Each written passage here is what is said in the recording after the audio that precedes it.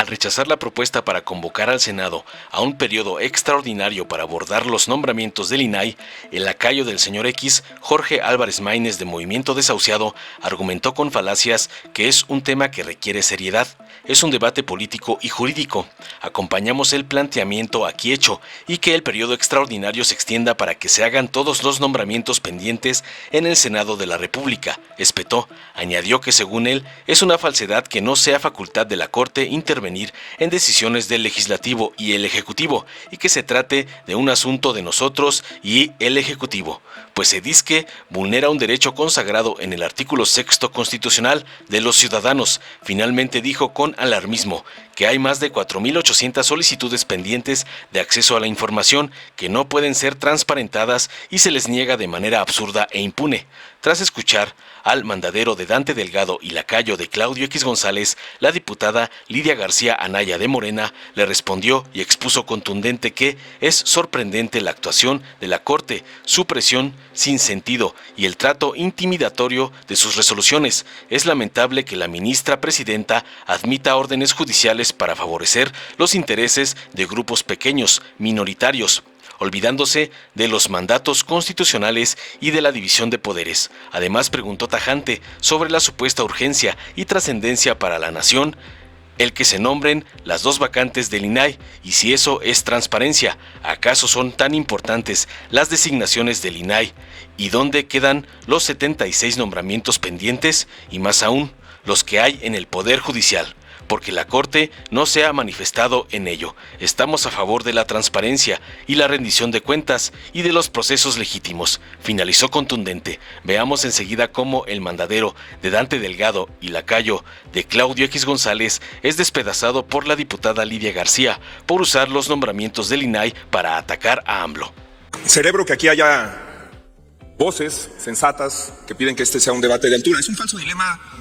Eso es de las malas costumbres del parlamentarismo mexicano que dice alguien, esto no es algo político, no jurídico, no son excluyentes, eso es una burrada. Es un debate político y es un debate jurídico y nosotros juramos cumplir y hacer cumplir la Constitución y tenemos que invocar, siempre fundamentar, motivar jurídicamente nuestros actos, nuestras votaciones y celebro mucho la altura que han tenido aquí el diputado Ramírez Marín, el diputado el doctor Mancera, el senador Noé Castañón, porque este es un tema que requiere seriedad. También celebro la postura del diputado Irepan Maya. Tiene razón, fue excesivo el pleno frente a su disertación. Creo que no puedes llamar al respeto si tu intervención la inicias diciéndole fascistas, golpistas a un sector de los legisladores, pero todos tiene razón, su intervención tuvo una reflexión pertinente. Nada más que lo que él invoca, el argumento que él invoca, que es Byung-Chul Han y el libro de la Sociedad de la Transparencia, es una descripción de la manera que ejerce el poder el presidente de la República. Ahí lo que dice Byung-Chul Han es que la transparencia se ha distorsionado con una especie de exhibicionismo, de hipervisibilización de las personas con las redes sociales, con los medios de comunicación, que hay una pulsión pornográfica que distorsiona la transparencia. Eso es la mañanera. Estoy seguro que si Byung-Chul Han viera la mañanera, diría esto no tiene nada de verdad. Por eso dice el autor en ese libro que la verdad y la transparencia no son sinónimos.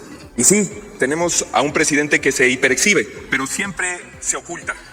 Siempre oculta las verdaderas intenciones, siempre le oculta a los mexicanos sus derechos. Y este no es simplemente una disputa entre poderes ni entre la Corte y el Ejecutivo. También es una falsedad que no sea facultad de la Corte intervenir en decisiones del Legislativo y del Ejecutivo. Para eso está el Poder Judicial.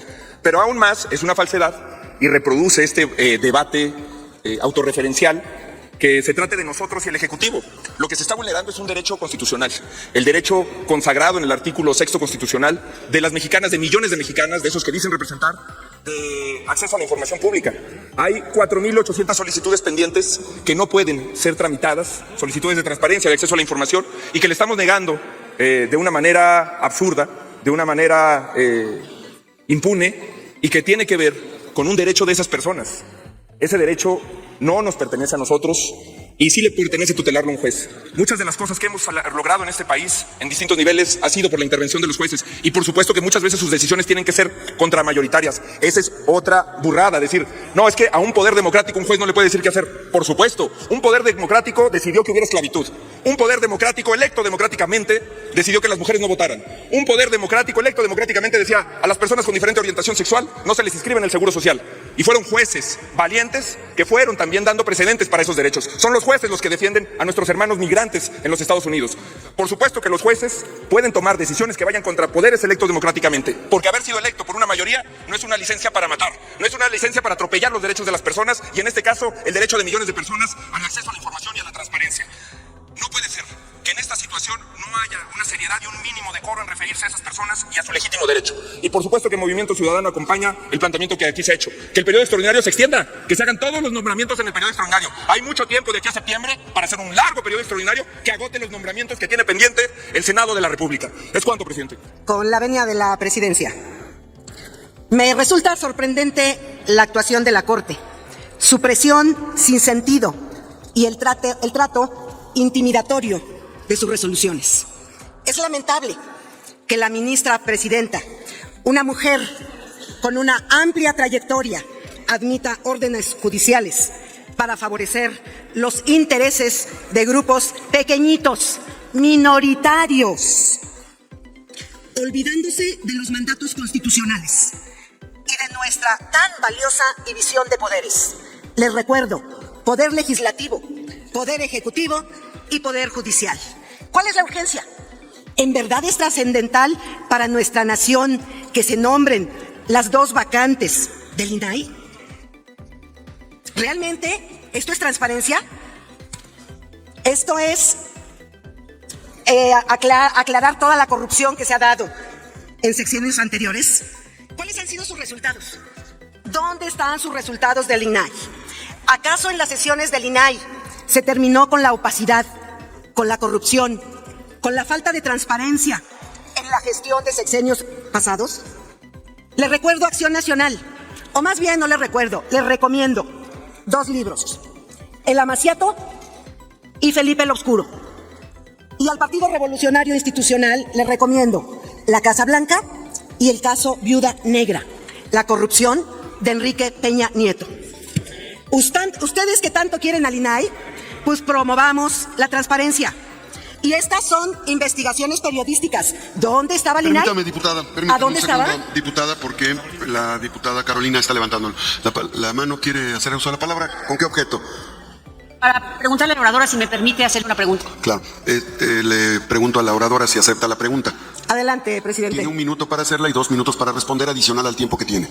Adelante, diputada. Muchas gracias, senador. Preguntarle a la oradora si está de acuerdo que en el caso del tema de transparencia, y está hablando precisamente de corrupción, crea que es correcto que en el caso de Hidalgo solamente se esté castigando, como dicen ustedes, a los de abajo y no a los que orquestaron y coordinaron la corrupción que hoy es evidente.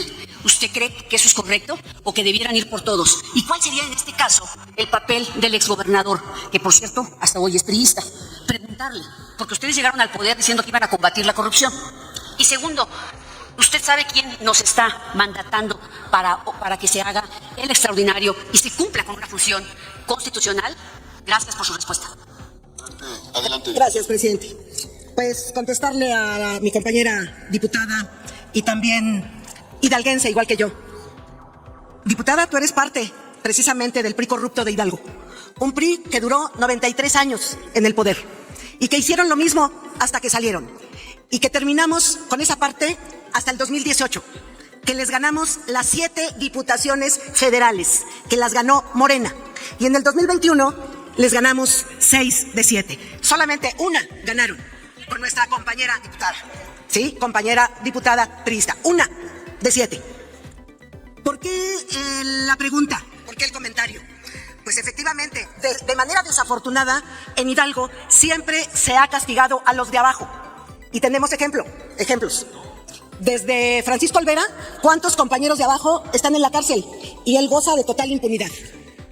En este momento, ¿cuántos los priistas han también metido a la cárcel, pero que son de Acción Nacional? Y ahora son bien cuates, son bien amigos. Por un lado se pegan y por el otro se soban. Sí. Y si no están en la cárcel, pues están ustedes también para denunciar esa corrupción de la que han sido parte. O sea, no se pueden eximir. Lo peor es que el partido les dio de comer y ahora le muerden la mano. ¿Sí? Al Partido Revolucionario Institucional. Así es que hay los medios, está la fiscalía. ¿Por qué ustedes no presentan las denuncias? ¿Por qué no las presentan si saben y tienen los elementos, los argumentos, los comentarios o tienen todo el antecedente de toda esa corrupción y de su enriquecimiento ilícito? Los 2 minutos de respuesta a la pregunta han concluido. Le queda el resto de tiempo para su intervención. Solamente concluyo, presidente. Está ahorita en investigación el presidente de Mineral de la Reforma, que es cercano al gobernador anterior. Es cuanto en el tema de la pregunta, presidente. ¿Cómo no? ¿Acaso es tan importante las designaciones del INAI? ¿Y dónde quedan los 76 nombramientos pendientes? Y más aún los que hay del Poder Judicial. ¿Por qué la Corte no se ha manifestado en esta imperiosa necesidad de dichas designaciones? En el grupo parlamentario de Morena estamos a favor de la transparencia y de la rendición de cuentas, y así lo hemos hecho. Y a mí, que me investiguen. Es por ello que nos manifestamos a favor de los procedimientos legítimos. No necesitamos que el Poder Judicial venga y nos dicte las reglas en las que se ha de desarrollar el proceso legislativo. Un proceso que debe ser nutrido del análisis y la discusión. Defendamos nuestra división de poderes, que para eso nos obligamos con una toma de protesta, diputados federales y senadores. Y les recuerdo que esto está contemplado en el artículo 49 constitucional. Defendamos nuestra Constitución, es nuestra obligación. Tenemos claro que esta resolución obedece a un tema político y no jurídico, porque hace tiempo que la Corte se ha olvidado del Estado de Derecho, usurpando funciones, las cuales han llevado a la invalidación de reformas como la Ley General de Comunicación, la Ley General de Responsabilidades Administrativas, argumentando vicios en el proceso legislativo y que porque no hubo un libre y un amplio debate. Y hoy, el día de hoy, quieren que nombremos a los comisionados que se requieren y favorecen a los pequeñitos cotos de poder. Es lamentable que estemos viendo a una Suprema Corte de Justicia de la Nación que invalida por una parte y solicita procesos sin deliberación por la otra. Es lacerante resoluciones como la absolución que hoy conocemos, la de José Luis Abarca, responsable de la desaparición de los 43 normalistas de Ayotzinapa. Es una resolución que ofende a la sociedad, pero más ofende a las familias de los jóvenes desaparecidos. Termino, presidente. Respetemos los trámites, discutamos, analicemos. Para cubrir las vacantes del INAI, nombremos a los 76 nombramientos pendientes. Y en cualquier lugar, la mayoría manda, y Morena, PT y Verde somos mayoría. Y aquí y allá mandamos nosotros. Es cuanto, presidente. Dale en me gusta, suscríbete, activa la campanita y compártelo para que más gente lo vea.